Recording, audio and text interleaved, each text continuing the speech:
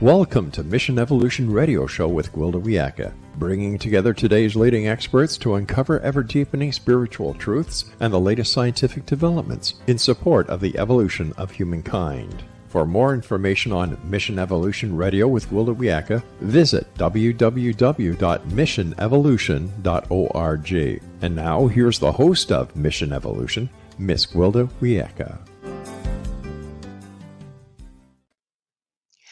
Most of us have experienced grief from time to time. But what happens when a loss is so devastating, we have no clue how to go on, or even if we want to? Mission Evolution Radio TV show is coming to you around the world on the X Broadcast Network, xzbn.net. With us this hour to chart our course through adversity and grief is Dr. Ken Druck. Ken is one of the world's leading experts on grief and resilience. Since losing his own daughter in a tragic accident and working with families after 9/11, Sandy Hook, and Columbine, he's dedicated his life to providing roadmaps of getting through life's most daunting and difficult times and navigating its daily up and down. Dr. Ken is a best-selling author of several books, including his most recent, How Do We Go On? Self-Compassion, Courage, and Gratitude on the Path Forward. His website, kendruck.com. Dr. Ken, thank you so much for joining us on Mission Evolution. Thank you so much for honoring me with this beautiful invitation to spend this morning with you. Well, this is a huge topic that we're all kind of rolling with at this time. There's so many changes and losses in the world. How many types of grief are there, sir? Well, there are an unlimited number of griefs. When we say griefs, we talk about sorrows. You know, how many different kinds of sorrows are there in this life? It's like asking how many different kinds of joys are there? Unspeakable, unlimited.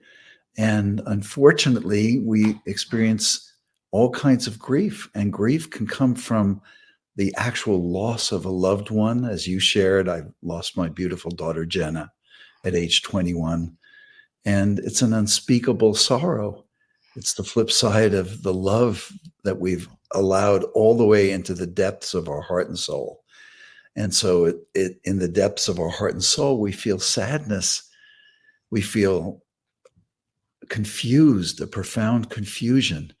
We feel unsettled. We don't know how we're possibly going to go on in this life.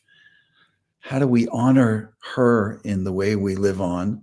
How do we honor our own life and the other people and the other blessings and gifts that are in our lives? And so that's that grief, but there's also the grief of the living losses that we suffer. Nobody's died, but we have a child who is estranged, or a child who's strung out on drugs or alcohol, or we're suffering it through a divorce. You know, after many years of trying to really make a relationship work, we've reconciled that it's not going to work, that it's no longer a fit for our life, or we've gotten a bad diagnosis, or we've lost our financial way, that the house that we lived in, or we're getting older and we look at our watch and we say, my goodness, I'm turning 40, 50, 60, 70, 80, 90 years old this week. You know, how do I go on with life realizing that there is an end to this lease? And how do I reconcile that? So there are so many different kinds. There's anticipatory grief. There's the grief that we're having in this moment, which can be paralyzing. And there's the grief of something that's been taking place over time that we're being asked to figure out, how am I going to go on? How do I go on from this moment, this unspeakable what now moment? So when a person is first hit with a huge loss, very often their breath freezes. It's just like they totally freeze. How many stages are there of grief, and how do we move from each one? Well, I think everybody, there's no cookie cutter for how we move through in stages or steps. There are seasons of grief, and in the beginning, as you said, you know, especially if we've suffered a traumatic loss. You know, my phone rang at 10 o'clock at night from the State Department telling me my daughter, who was on a study abroad program, had died in a bus accident. Mm. How could I not be frozen? My system, we're not built to accommodate that kind of truth and honesty and reality. The shock of it sends us into actually a good paralysis called shock, where we can modulate in steps what we're going through. But we are the medical equivalent of that would be being in the ICU on emergency with getting assistance, breathing, Mhm. functioning. And after that kind of a traumatic loss, we're in crisis mode for a while. And we're not used to it. A lot of us are go-getters. It's like, let me positive think my way through this. Let me think about all the other things so I don't have to feel this. And yet the very thing that we most need is permission from ourselves to go through the unbearable, to bear the unbearable sorrow, confusion of the moment with our hand on our heart, the hand of kindness and patience, of understanding, of support, of encouragement, to tell ourselves, we're going to get through this. We just need to breathe. We need to be patient with ourselves. We can't be in crisis mode trying to figure everything out right away and solve this and get rid of this, lift ourselves up from this. So I think the first stage and step is that permission. The second is to understand that we're in a challenging moment of self-care like we've never experienced probably, and that we need to upgrade our self-care. It's not enough to get a mani and a pedi. And as encouraging as people want to be with us, telling us, oh, it's all going to be okay and you're going to be all right. And, or isn't your daughter in a better place? And, and is with all this encouragement and inspiration, that's not what we need. What we need is to understand that we're in a moment of self-care. We need to take better care of ourselves than we ever have. Again, with our hand on our heart, learning what do I need to do? Maybe I need to go for a short walk. Maybe I need to keep drinking and eating. Maybe I need to surround myself with the people who aren't telling me what to do, but asking me how I am. So there's a whole self-care protocol that we need to go into. And yet most of us find moments with our foot on our throat, not our hand on our heart. And the foot on the throat says, come on, figure this out. You're not being positive enough. Where's your faith? Don't you have faith? There's all kinds of admonitions and condemnation and criticism with our foot on our throat. And we need to move that foot from our throat and put our hand on our heart. It seems that there isn't a real good provision in our society anymore for grief.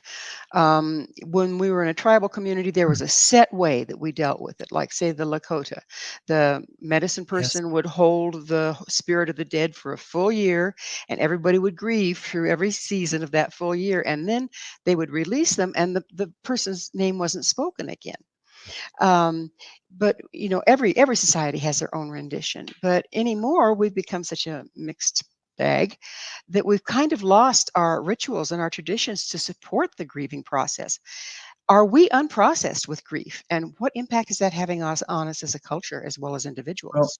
when we don't process and saying, hey, going through what we're going through, finding trusted confidants who can be with us, not try to figure out and fix us. But when we don't go through and process the grief and allow ourselves the seasons of loss, of grieving a loss, what do? What happens to us? We become indifferent to the pain, to not only our own pain, we become indifferent to the pain of other people. Some people ask me, Ken, how has it changed you to grieve the loss of your daughter and to go through losses, to have coordinated bereavement after 9/11 in New York and California? What was it like to sit with the Sandy Hook families? And I tell them that my trip to the bottom of pain showed me compassion for the suffering of other people, a compassion that I never as deeply understood. And that was the gift, the dark gift that I was going to take from what I had gone through, is to really allow myself to be with other people, not to turn away in an avoidant way from my own sorrow, because when we embrace ourselves and when we give ourselves compassion with that hand on our heart, guess what? We become compassionate and understanding and supportive of other people. Our capacity to be with them, to understand, to be patient, not to give people admonitions and hidden messages like, well, do you have any other kids? Or to say things that really give people the sense that they are alone, that they're now, not only have they lost somebody they love, they've lost the world. They've lost people who understand and who are willing to walk and talk and stand with them through this moment that they are going to get through, but it's going to happen organically in the way that we heal. And if we have a ritual and a tradition and something we can follow that's helping us, then we can do that. If we need to make up something, like I learned that, my sister and her husband, of all people, showed up 2 weeks after my daughter died, and they bought me a kayak. I live on the ocean in San Diego, and they bought me a kayak, and I started taking the kayak out every day. And it was part of me being able to get out in the ocean, in the natural world. And I find being in nature speaks to my sorrow in such a healing and comforting way, and helping me understand the nature of this universe that I live in, of the natural world. Yeah. Well, it is that magic moment, Ken. We're going to have to take a station break. Ken and I will return very shortly, so don't you go away. This is Mission Evolution, www.missionevolution.org.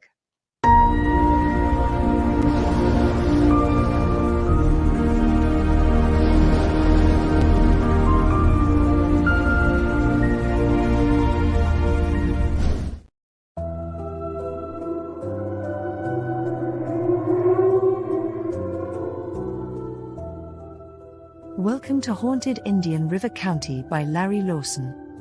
Indian River County is an idyllic vacation spot on Florida's east coast, not far south of Cape Canaveral.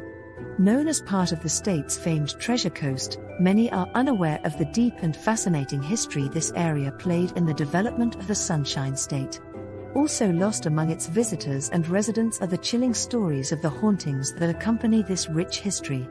It is here that a man named Waldo still looks after his family and properties, 6 decades after his death.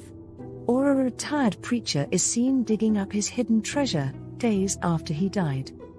Larry Lawson spent more than 40 years in the law enforcement and criminal justice education profession. He holds a Bachelor of Science degree from Nova Southeastern University and a master's degree in public administration from Troy State University.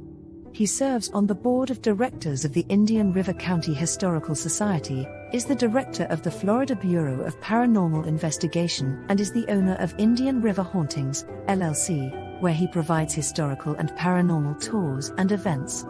He has been actively researching the history and paranormal legends of the Treasure Coast of Florida since 2010.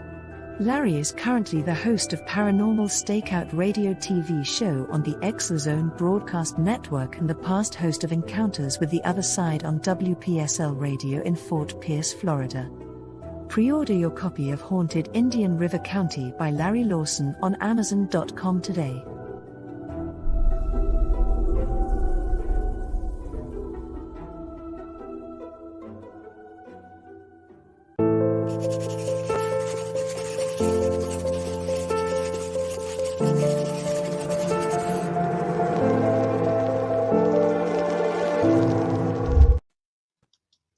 How can we find our way through grief?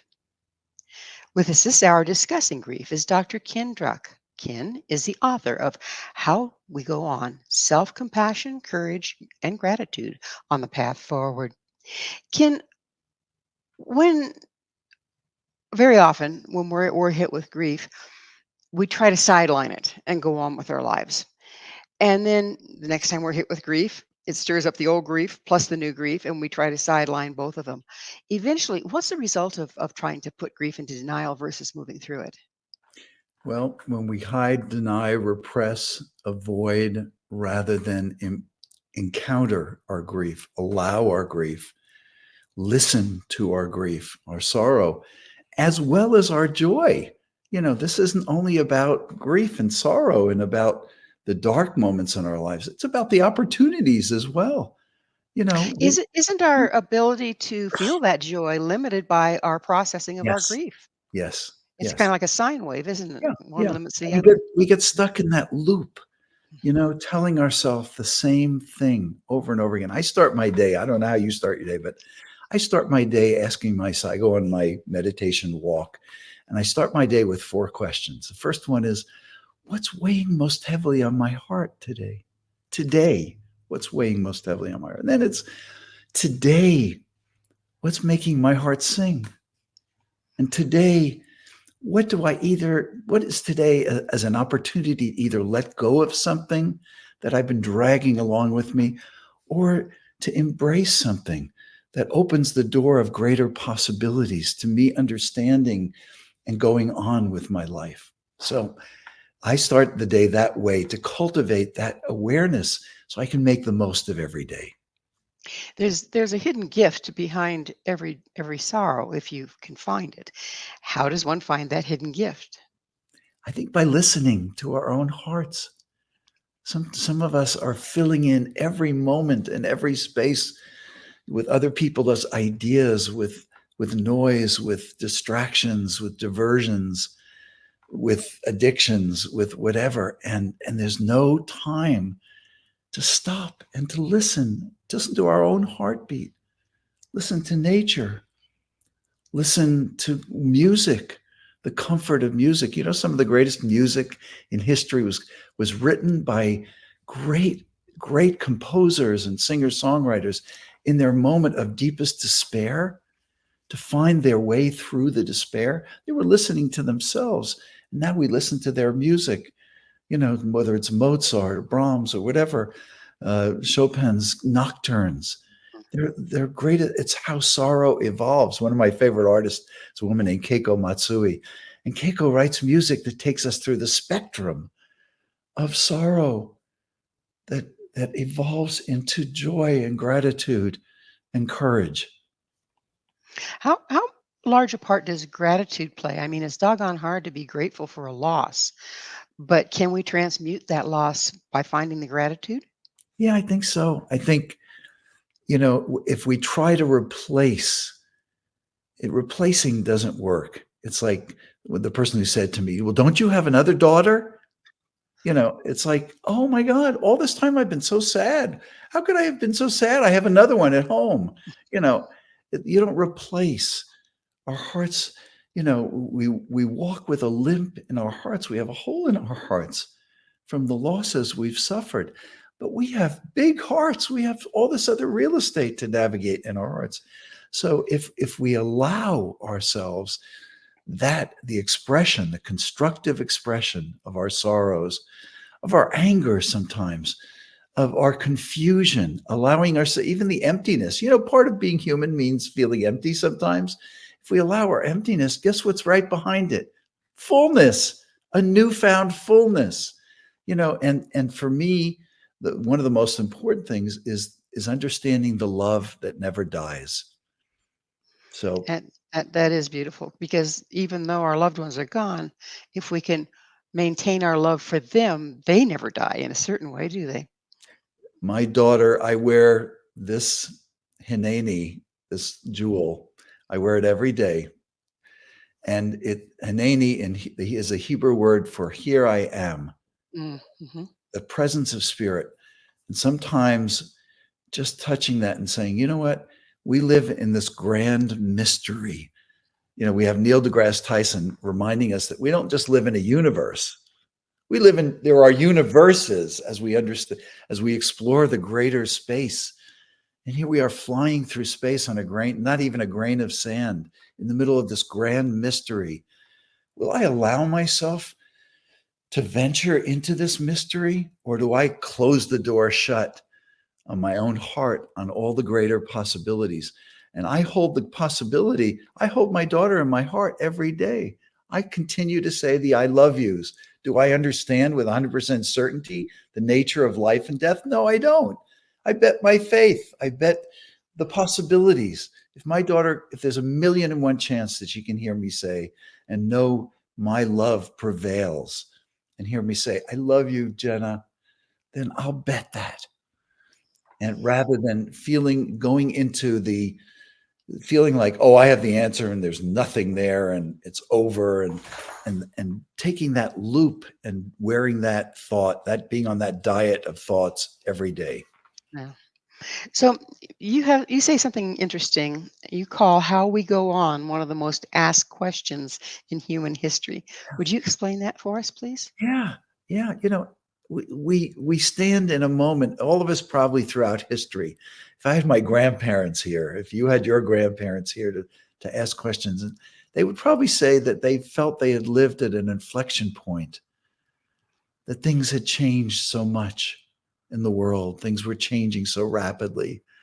And maybe they had to move here from another country. My relatives had to. The man for whom I named was buried in a mass grave after being killed by Hitler near Kyiv in Ukraine. And, what must he have been thinking? How is he going to go on? How do we deal with having a tyrant whose heart is full of hatred, who's threatening millions and millions of people unless they completely follow his path? What's it like living in that kind of time? What's it like living in their country and their part of the world was being split apart, as many people feel our nation and our world is being split apart and fragmented and polarized? What's it like? How do I want to be part of the solution of that rather than becoming a part of that problem, feeding that problem? So not only do we get older and we have to deal with different seasons of life, times of life, but the world changes and we have to feel how do I want to be part of the solution and leave the world in a better place, leave a legacy of love for my grandchildren, my children, and future generations? I think one of the challenges is going on without leaving a huge part of yourself behind in the loss. What advice do you have for people to try to achieve that? Turn the pages of life. Sometimes we want to drag nostalgically, we want to drag our old identity. We want to drag the old way that we looked and moved and felt. We want to take that into the future. We judge that to be the best part of me. We wake up and we look in the mirror in the morning and we go, we look over there and say, look at you. You're so much older. What are those wrinkles? And didn't your hairline wasn't it once here? Or, look at you. You've got this gray COVID beard now. What's that about? We can either talk to ourselves that way, or we can look over here and say, you know what? You are so beautiful to me. Look at you. You're the best version of you you've ever been. You are more emotionally free. You're so much more loving and present than you've ever been. And how are we going to talk to ourselves when we look at ourselves in the mirror every day in that what now moment? We're about out of time in this segment, but we tend to identify with our grief and almost be afraid to let go of it in certain regards. What causes that, and how can we get out of that little trap? Well, if we feel that our sorrow is our only possible attachment to the person we've lost, when we've suffered a loss, what started as the unspeakable, unconditional love that's become an unspeakable sorrow wants to become love again. It wants to become a love again. So do we hold on to the sorrow because that attaches us to the person, to our feelings of losing them? Or do we allow ourselves to rise up from that sorrow, allow it its expression whenever it wants to speak, to listen? Sorrow, is that you? Are you speaking to me again? Is this a day where, my mom died a couple of years ago. I used to call her every morning and say, Mom, how's my favorite mother? Sometimes I still do that now. I'm in the car or I'm riding or I'm busy somewhere. I'll say, hey, how's my favorite mother? That's allowing my love to breathe. Allowing our love to breathe moves us into a different realm where we can feel the sorrow, but we can also feel the joy and the privilege of having had them, and of the love that never dies, that lives on in us. And who knows where else it lives on and how else it lives on. And we stay open to those possibilities. Staying open is a huge part of it, isn't it? Yes, it We, is. like I said, we're about out of time in this segment. When I come back, you've done some pretty interesting things with grieving people. I'd like to go into that a little bit and how that's altered your life. So this is Dr. Ken and I. We're going to come back on the other side of a break to discuss how grief can alter our lives. You stay right there. This is Mission Evolution, www.missionevolution.org.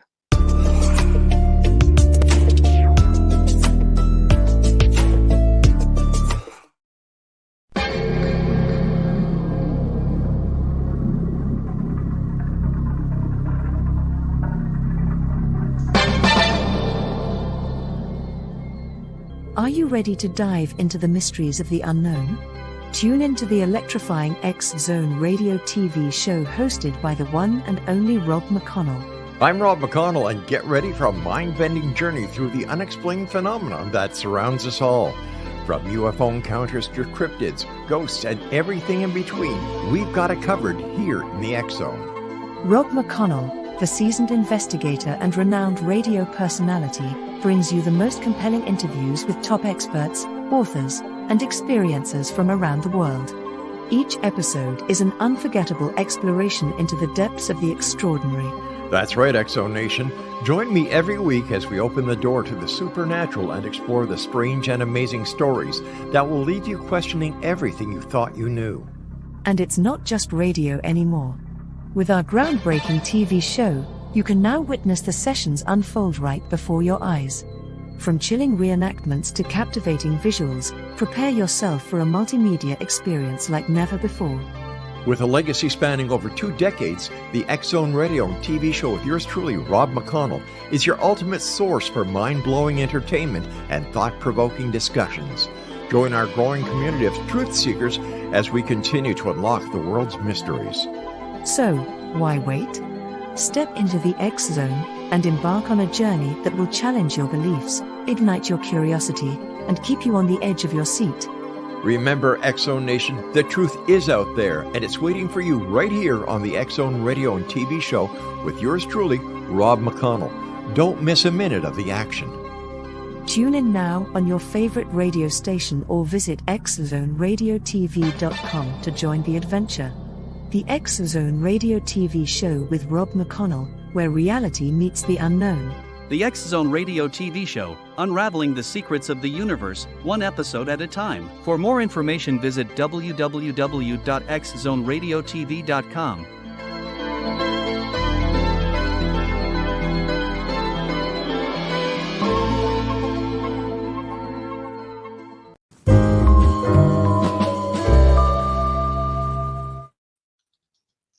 Will time heal grief on its own? Or is some action required from us? This is Mission Evolution, missionevolution.org. With us discussing unprocessed grief is Dr. Ken Druck. His website, kendruck.com. Dr. Ken, we have touched on this, that if we don't process grief, we never move beyond it. But time doesn't just take care of that, does it? I mean, every time heals all things. Well, I've seen people 20, 30 years later, and the pain is as fresh as the day it happened. They've never moved beyond it. How can a person tell that that's where they are, and how can they start to move beyond it? There are so many things that we can do to process grief. You know, one of the things for people who are really stuck, and we understand that some grief occurs in time. It progresses in time, but there's a grief that is beyond time. So that sometimes I'll be walking down the street, and I'll be walking, or I'll be in a movie theater, or I'll be somewhere, and I'll be walking behind a girl that has the same hair as my daughter, Jenna. And suddenly a sorrow in me. And suddenly I'm thinking, I wonder if had she lived, whether she would be she would have a love in her life, or whether she would have had kids, and what kind of an aunt she would have been. Her sister had twins, and how her sister would have felt so different not having lost a sister, and so on and so forth. So there's a grief that occurs outside of time. We could be triggered, but people who are stuck in their sorrow often find tremendous value if they can engage a trusted confidant, somebody who really knows how to listen. And that can be anybody. That can be a next door neighbor who's a In great listener, or it could be a therapist or a in coach. but in order to listen and be there present with somebody in grief, don't we have to kind of have processed our own I so that think we can really be present? the way to be present is to have gone through what we've all gone through, and we've all gone through it differently. The reason I still run support groups, I have partner loss support groups that I run. I have grief workshops that I give. Why do I bring people together 15, 20, 25, 40?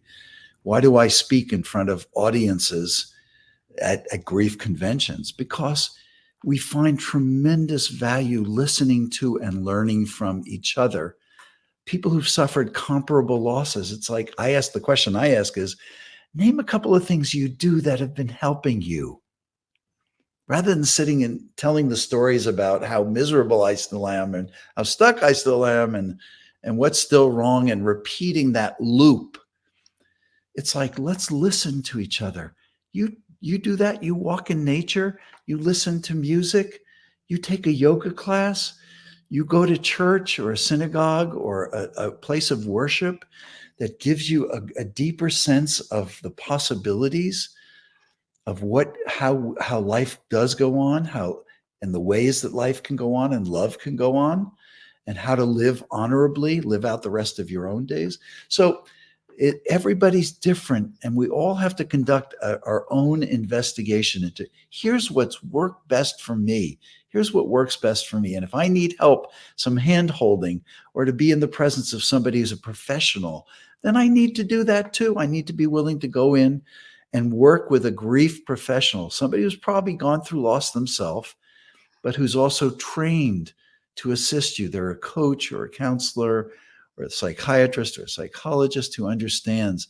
Now, I teach grief literacy at places like the Harvard School of Public Health. And I train psychiatrists, young residents at the University of California. And it doesn't come automatically to mental health workers how to work with grieving people. You have to find somebody who's really trained, qualified, and in whose presence you feel safe, saying how it really is, being truly honest. Well, now we're going to go on to the question that we ended the last segment with. How is working on the front lines after 9/11, Columbine, and Sandy Hook, and countless other tragedies, by the way, how has that influenced you in your work? Well, Gwilda, one of the things that I realized after my daughter passed was that I wanted to honor her life and spirit. And I started a nonprofit foundation called the Jenna Druck Foundation. And the Jenna Druck Foundation started getting calls from not only people in our community, but people all over the world and all over the country. And I started getting called into tragic situations like several that you mentioned. And it was two things. Number one, it was a way to tell my daughter I love her. I have something called the 8 honorings, and one of them is to do something good in the name of the person you've lost. And so I felt like being with other people, sharing what I had learned on my journey to the bottom of pain, sharing that with other people would bring light to a very dark situation.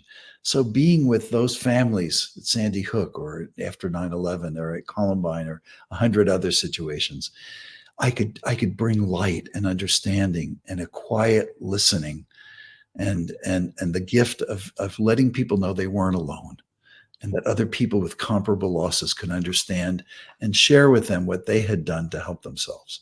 So that's number one. Number two, functionally, there were situations where, after 9/11, why do people only go back to their therapist or their clergy one time? That was the question. Why aren't people coming back? They're not They're going to be going through this for years. Why are they only coming back? Because the clergy or the psychologist or psychiatrist who put a spin, let me put a big psychological spin on this. You got to think more positively. Or let me put a spiritual or religious spin on this. It's all okay. Here's what happens.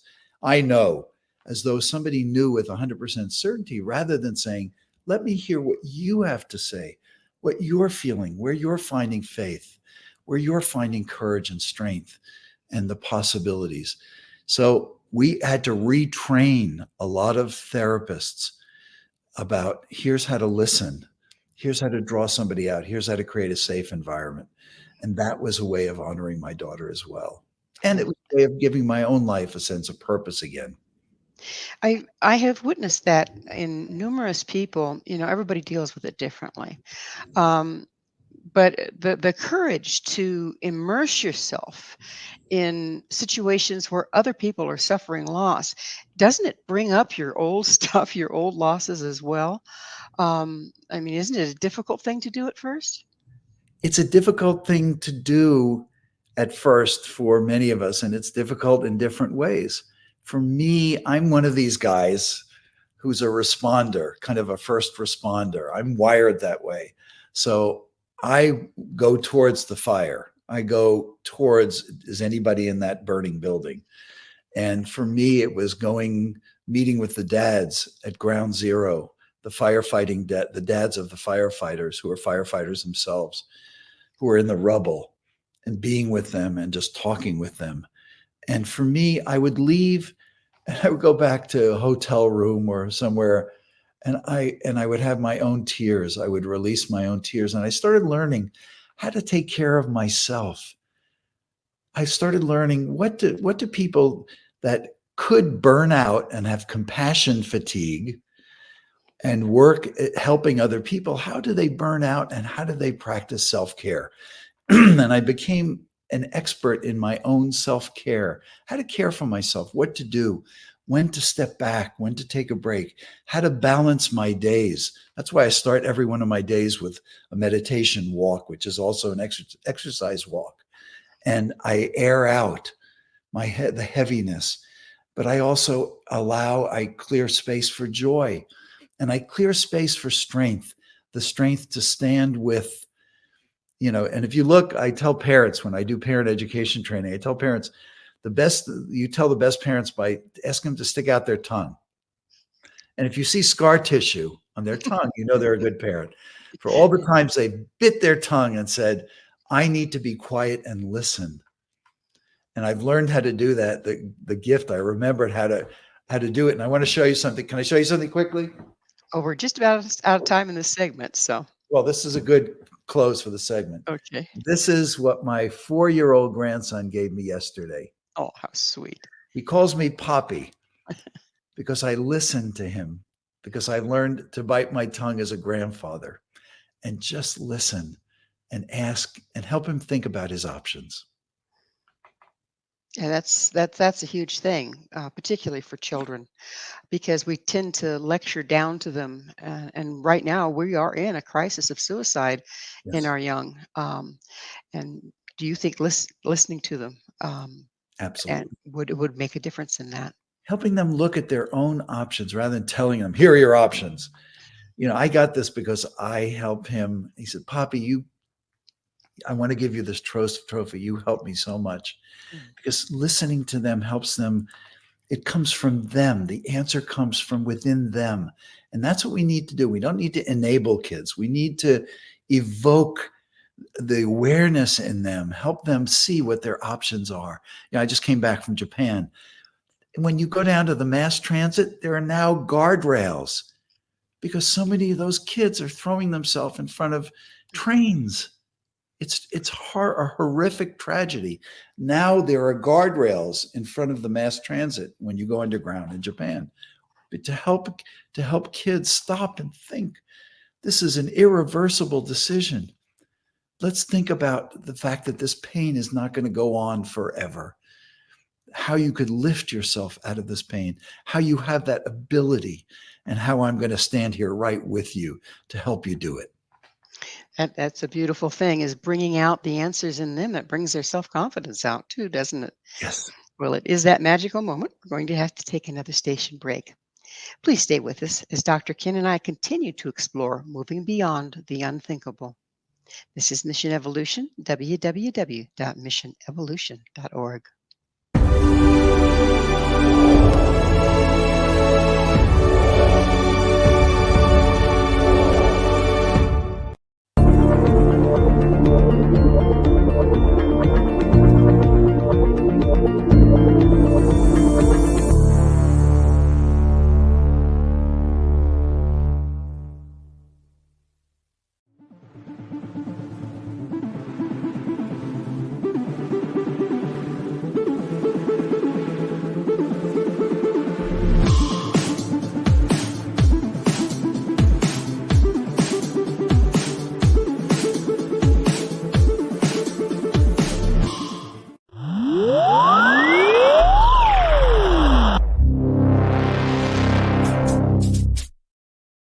Do you have a product or service you'd like to promote to a worldwide audience? Imagine your product featured on Mission Evolution Radio TV. If you're interested in showcasing your work, Mission Evolution is broadcast to the X-Zone TV Channel 32 Simul TV, on the X-Zone Broadcast Network, YouTube, iTunes, iHeartRadio, Amazon Music, Audible, and many other audio and social media platforms. Our professional studios can produce and broadcast your custom high-quality ad. It will be permanently embedded in each episode and featured in the archives for years to come. Together, we can make it happen. Contact us at info@missionevolution.org for more details. Spaces are limited, so don't miss out on this great opportunity. Email info@missionevolution.org today.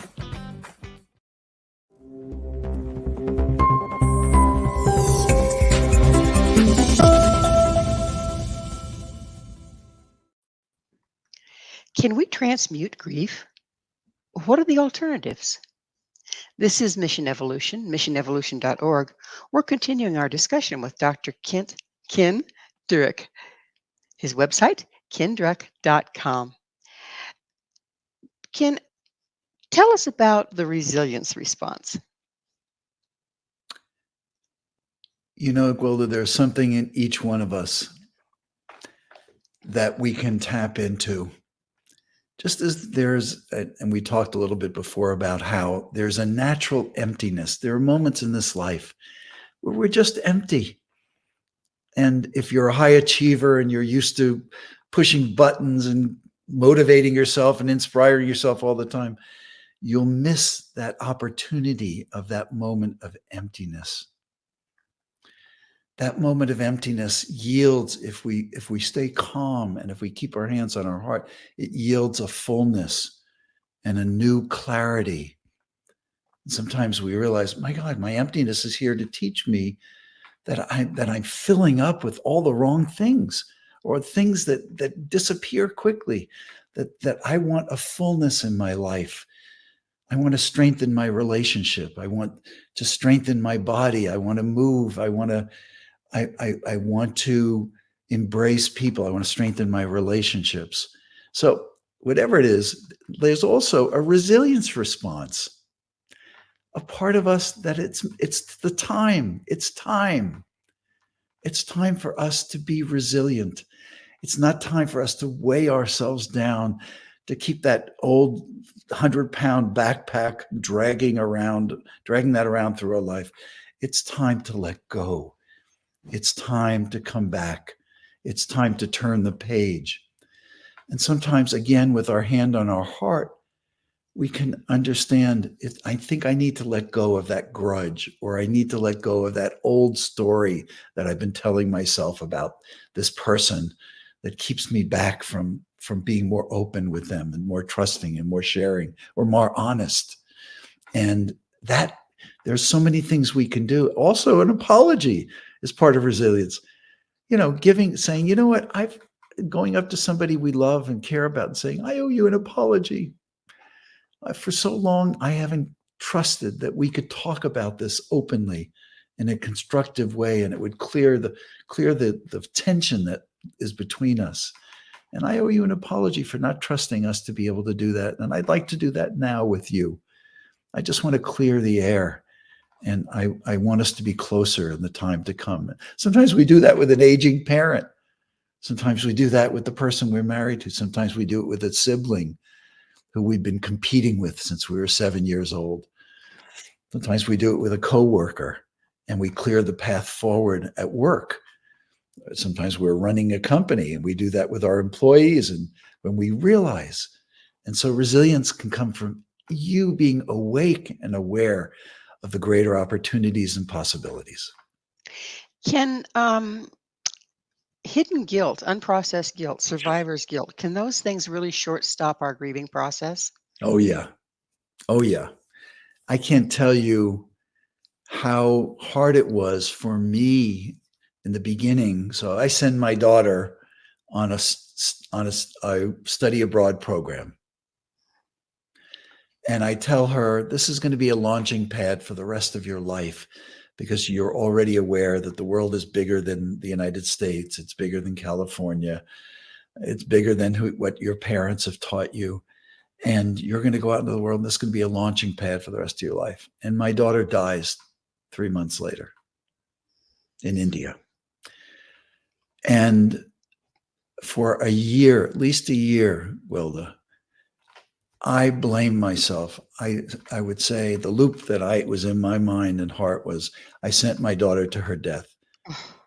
How could I have been so arrogant and naive and stupid to let my daughter go on a study abroad trip, not knowing that there were no seat belts and safety belts on the buses that she would be riding on, that the program she was in had not put safety first and would overbook a flight and put kids on one of the most treacherous roads in the world, where 1,600 people at the time died every year.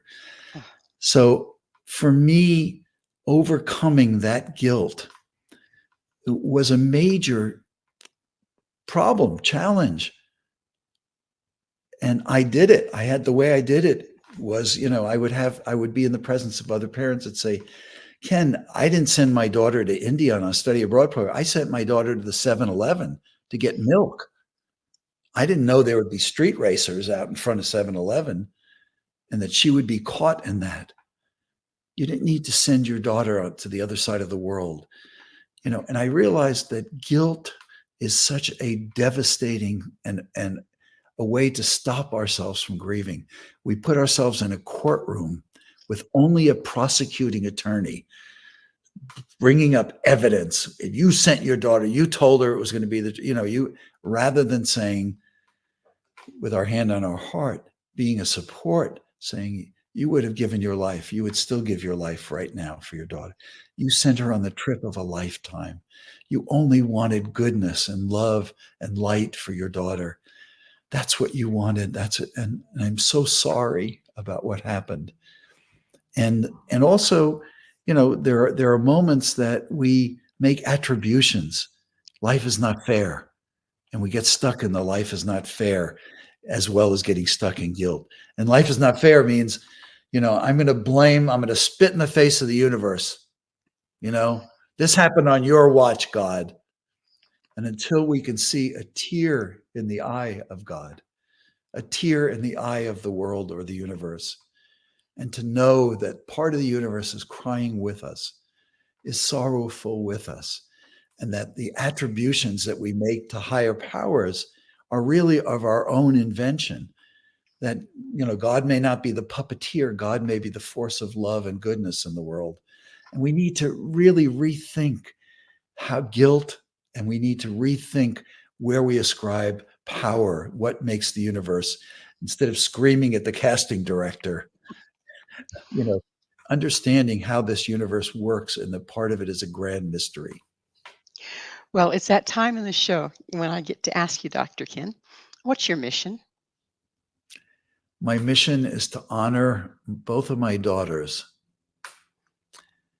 It's a mission of service in the way that I live on and the way that I go on, by making my love, by leaving the legacy of love. I'm in that season of life, Gwilda, where We get to leave a legacy of chaos and indifference and avoidance, or we get to leave a legacy of love by doing good things in their name, by living a mission of service and being part of the solution, not the problem. Whether the solution is what's happening in our homes, our families, our hearts, our communities, our nation, our world, our environment, our planet. And for me, that's my mission, is to leave a legacy of love that my grandchildren and their children and all the generations to come will get to live in some of the blessings, gifts, and miracles that I've had in this lifetime. And that's what I'm going to do with the rest of whatever time I have. It's a beautiful mission. Thank you. There's a theme running through your life and work. What is it? The theme is how that we can go on. And that doesn't mean we can go on at any second, in any moment, in any way. And that going on means avoidance, hiding, denying, repressing, avoiding, running away from. It means facing into the truth. It means being honest. It's a code of courage. It means being courageous and brave, even if that means summoning newfound courage that we've never had before in our life. And that thread runs through how we go on is the thread that runs through my life. It's answering and it's showing up in those what now moments, whether we're 20, 50, 80, or at the end of this extraordinary ride. We're just about out of time altogether, but there's something that occurs to me is listening to you for the past hour. We don't go back to where we were before the grief hit. We can let it take us out, or as we go on. Isn't that a form of evolution? It is. It is. It marries beautifully with mission evolution. It's how we evolve on a personal level, but also epigenetically, because our children are watching and grandchildren are watching, and our community is watching how we show up. And if we really, really value, if we know what really matters, and we act on what really matters, instead of acting on impulse and revenge, the false promise of revenge, an egotistical draw of attention to ourselves, which fades, which doesn't fill our hearts. If we fill our hearts with the right stuff, and we get to go on in this mystery in good ways. And what else? What more can we do? We're doing all we can do. And so that's why I told you I was honored to be on this program with Mission Evolution, because my life's work has been a mission of evolution. Well, it is that magic moment. We are out of time. Dr. Ken, thank you so much for coming on the show and sharing your heart and sharing your wisdom. Thank you so much for the invitation, for sharing your space with me. My pleasure. Our guest this hour has been Dr. Ken Druck, the author of How We Go On, Self-Compassion, Courage, and Gratitude on the Path Forward. To find out more about Dr. Ken, where you can find his many books and all he has to offer, visit his website, kendruck.com. This has been Mission Evolution with Gwilda Wiyaka. For more information or to enjoy our past archived episodes on us, visit www.missionevolution.org. But please, be sure to join us right here next time as this mission continues, bringing information, resources, and support to our evolving world.